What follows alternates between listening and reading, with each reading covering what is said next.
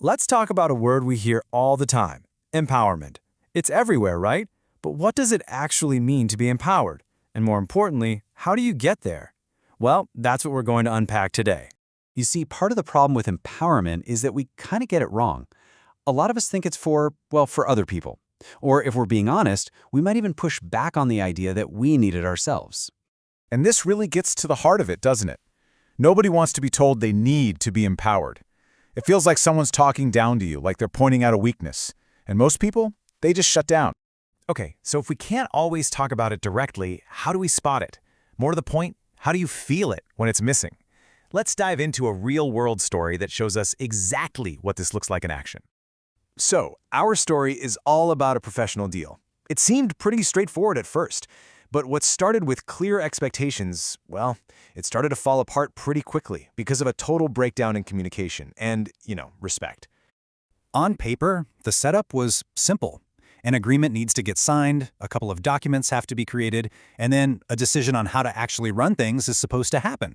Seems like pretty standard stuff for any business deal, right? Nothing complicated. And boom, here's where you see the huge gap between what was expected and what actually happened. The expectation? A real partnership with clear, open communication. The reality? A huge decision was made in complete silence. One person was just left completely out of the loop. And you can just feel the frustration in this, can't you? Instead of being a partner, our narrator suddenly felt like a project manager.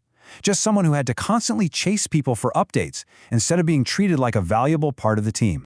So this feeling of being sidelined, it led to a really crucial turning point. This is that moment where frustration stops being just frustration and turns into a real decision to do something. I mean, it really doesn't get more direct than that, does it? I was pretty annoyed about that. You can feel the raw emotion there. And that annoyance, that becomes the fuel for everything that happens next. And this brings up a question I think all of us have faced. What do you do? What's the right move when someone wants your time, your energy, your commitment, but they offer zero accountability, zero respect in return? A line was drawn in the sand. The narrator just hit the brakes on the whole process and made it crystal clear. This deal is not moving 1 inch forward without a fundamental change, without the right signals of respect and real partnership. So what makes that possible? How do you get the confidence to take a stand like that? It comes from this incredibly powerful realization, summed up right here. I have nothing to lose. The moment you let go of the fear that the whole thing might fall apart, you find the freedom to demand what's right.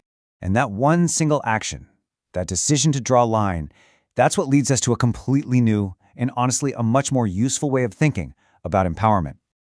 So forget all the vague corporate speak definitions. Through this story, we get a much clearer one. Real empowerment is simply standing tall to your own stand. It's about knowing what your position is and then having the guts to hold it.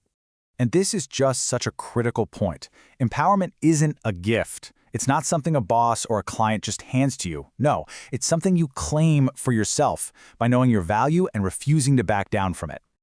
Okay, so let's break this down even more. What are the practical, actionable principles we can all take away from this story? How can we use this to maintain our own professional integrity?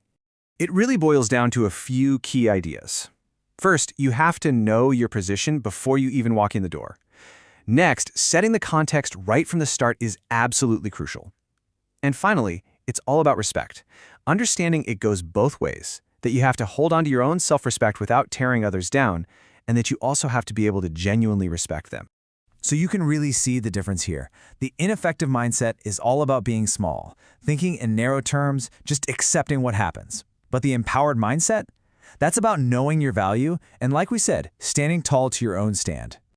So we'll leave you with this question to think about. In your own life, your own work, where is that situation that's making you feel small? Where do you need to stand tall to find your position and draw your own red line?